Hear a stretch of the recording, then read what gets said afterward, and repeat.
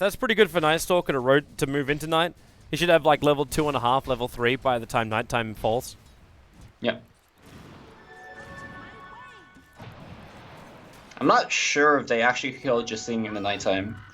Well, Kaka, if he has a big enough mana pool and he can get off 2 voids, probably. But the bigger question is, how much damage is the top lane going to suffer until the nighttime comes, right? Too much. Way too much. U9 has 2 CS. Yeah, Faith has more CS than U9.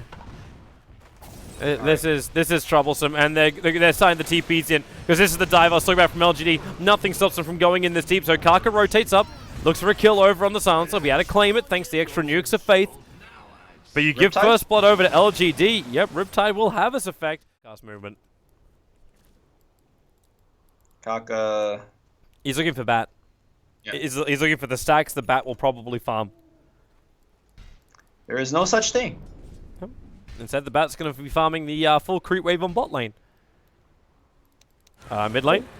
Maybe? Yeah. Starfall, the damage, they need more. Kaka will die. Silencer and Ogre both rotate in. I mean, he's actually okay with drawing. Oh, you know, one of the reasons that we might see Void or this game was the fact that time dilation is actually insane against Batrider as well as Slark if he gets caught. And Chronosphere come in on the bottom side. Kaka's get this kill. In the neighborhood. SC jumps in, but the creep wave tanks the arrow. Kaka's already let the Void go with the Starfall damage. One more arrow should do it. Batrider will take the fall. KP leaps out with the Time Walk of all the damage the Batrider was able to dish. And maybe once more. Shadow Dance is available, but without the leash, he doesn't have any control over this Newbee 3 lane. Meanwhile, top lane. Ame's past the tower, harassing Drow Ranger. Extremely over. With Sentry Ward's gonna scout people coming in. Kaka's jumping in. He's gonna walk underneath that sentry you're talking about. So they know there's a lot more help. U9's fairly healthy, and okay, I'm seeing an Oracle TPing out. U9's TPing out as well. They're letting the tier 1 tower go. No defense from Newbee. LGD definitely looking pretty good. Naga wins her lane. Drow Ranger loses her lane. Pretty standard stuff. Actually, bottom lane though, bottom gets dragged. And this time they have the leash on her. And Starfall doing nowhere near enough work. Very odd that she'll go down that far without any kind of cliff. I'm telling you, you just jungle. Cliff ancienting. I think she would have gotten more if you just jungled instead of sticking up top. It's quite possible. I personally would have just liked to see her switch to the bottom lane a little bit earlier. Well, then your Void gets wrecked, right? I mean, somebody has to get wrecked. It's better that Faith gets wrecked and you just jungle your somebody's got to go to prison when there is no farm. Yeah. Dia just scanned up. Yeah, they know that the Silencer is there. It's prepping for KP to do exactly this. So he doesn't want to commit his Chronosphere. So and no Song of the Siren, not being used at least. And TP's out away from the vision of Newbee. So bottom town takes some damage, a double damage room for the Slark. Will give him the potential to gank on bot. KP going for the very supportive build on the Faceless Void. So not as much damage, it's more the Vladimir's offering. So sustain for the team. Which, remember that's what Zhao Weight's Night Stalker went for when he played it. He went Midas Vlads. So most likely Kaka will be going to die. Jesus, yeah. He's going to be going for the Axe build. Oh, he triggers Darkness? He wants to try and run this? No, Flame Break, perfect. Pulls him back over. Really smart play there from Jixing. Just the 1 point up in Flame Break was more than enough for the positioning win. Stuff going on. Honestly, he shouldn't have survived that one, but maybe up top. Here comes that gank on the Drow. I'm watching the arrow to the mid. That's not going to work. So, yeah, it's the leash. Yeah. U9 starts his TP, and Song of the Siren will cancel the TP, turn it off, and there's the kill. Trade-off is the Ogre dying behind the T1 tower in mid. But you're happy with that trade if you're LGD? Keep the throw down?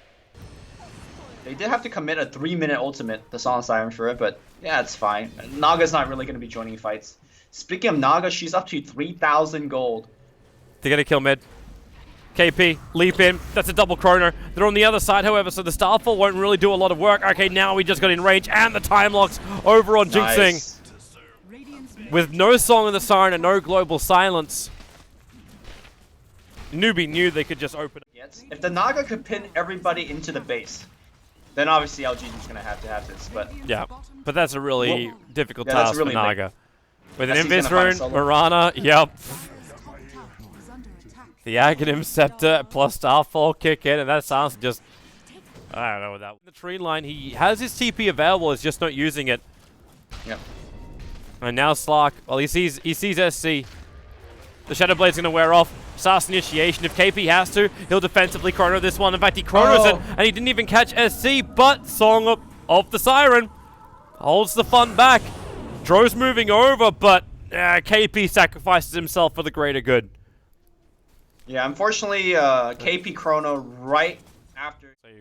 The upside is, and this is something to keep in mind too, okay, yeah, now they see it, that the gem vision is not the same as the Aghanim's vision.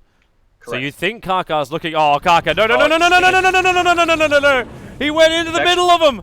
Oh, well, there goes the gem. Oh, wait, no! And now the Chronosphere! Night Stalker's caught inside the Firefly. The Song of the Siren's actually keeping Karkar alive because he's not taking any damage from the Firefly. Now they jump back out of it. The Night Stalker is down. The gem has been picked up by Maybe, and he turns his attention over towards KP as this fight splits into multiple parts. The False Promise allowing U9 to survive a little bit longer. He'll TP back. I'm not sure if he pops. No, he does not. He will survive, but Newbee, you had the vision advantage, you had the gem, and you walked into LGD. And he wouldn't be here if it was night. They're planting sentries everywhere. They're trying to find where Maybe is. But the blink, the jump forward, the global silence, there's no way they can help him. U9's going to get mopped up. 53 seconds without a Dro Ranger. Yep. And one thing, Naga's going to make the mid pressure much easier as well. Nice Stalker ready to fight. With Darkness triggered, their vision advantage is better, but in through the back lines, the sentry's down, the Chronosphere straight away onto Maybe. The Naga, she's still there with Song of the Siren if things get tough, but with a False Promise, Karkar can send his ground, but he's just giving Essence over. Maybe he's already got that kill, and he knows it. KP will have to jump out, but with no extra damage from the Dro Ranger, LGD could just keep mowing forward, cutting that Newbee grass. Song of the Siren. Did they go in? That's odd, to say the least. He saw Maybe get hit by an arrow, so he thought the Mirana was going to jump in for the kill, so he saw him for him. Okay. Yeah. And they're back to farming. KP did pick up the Maelstrom, so we got some of that damage you're looking for. U9's got the same thing, Blink Lasso. Well, the arrow only hits on a Naga Illusion, and Faith has to False Promise and then try and heal his way to victory, but he got silenced. So that's a little bit more difficult. And he ends up popping.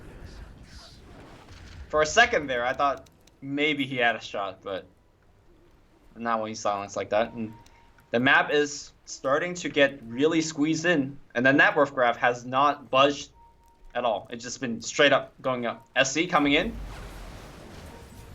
Look for that target. Jinxing's away. The arrow connects over on the Ogre. There's a lot of support moving up on the eastern side of Newbee. And Maybe wants it. He's got the Silver Edge up and running. With no detection, no jamming, they hold the vision advantage even against the Night Stalker with Ags. I still want to see how they get in to the base. Oh. Kills like that definitely help. You go from one and into the next. Another one. The ensnares on the Night Stalker, but they drag back the Faceless Void, and with the silence, he had no mana left. They can just keep going for more. Song of the Siren. Midland Shadow will last for a little bit longer, but they had the vision. That's why the Naga Illusions are spread out. They're chasing after the Night Stalker, and this is Karkar just wasting time. Oh, he got a haste. He's still going to get burnt out to the Radiance. Alright, I thought he had a chance there. Small mercies, but... So, Roshan?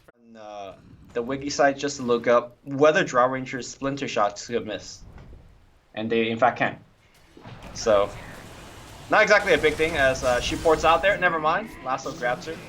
I was thinking if the miss chance on the Radiance will affect her gameplay. Yeah, there's no gold to start with. But it's kind of like the only way he's going to be able to dish out the DPS that's required to win a fight. because KP wants to go for this, and then global silence. KP can't go for Jack. He's got buyback and he needs to use it. Like, the defense, the clearance is okay. Maybe not so good. There's not much physical damage to begin with. I don't know. We're just picking. Yeah, it's a nitpick. With the lasso, they drag back the Mirana, and well, all that wonderful armor she got from the agility doesn't count for anything. Oracle has to break free, and it's a decent Chronosphere, and U9, this is when the damage from the Drow Ranger really kicks in, with all those arrows splintering out, but it's not enough. All they burn is the Aegis, and Song of the Siren allows LGD to reset and re-engage right on top of the Drow, and that's the game. GG, well played. We're going to a 5th. Whew. Drow Ranger loses again. Kiss my ass, Lumi. Yes. Look, to be fair, the Chinese teams are quite good at the draw.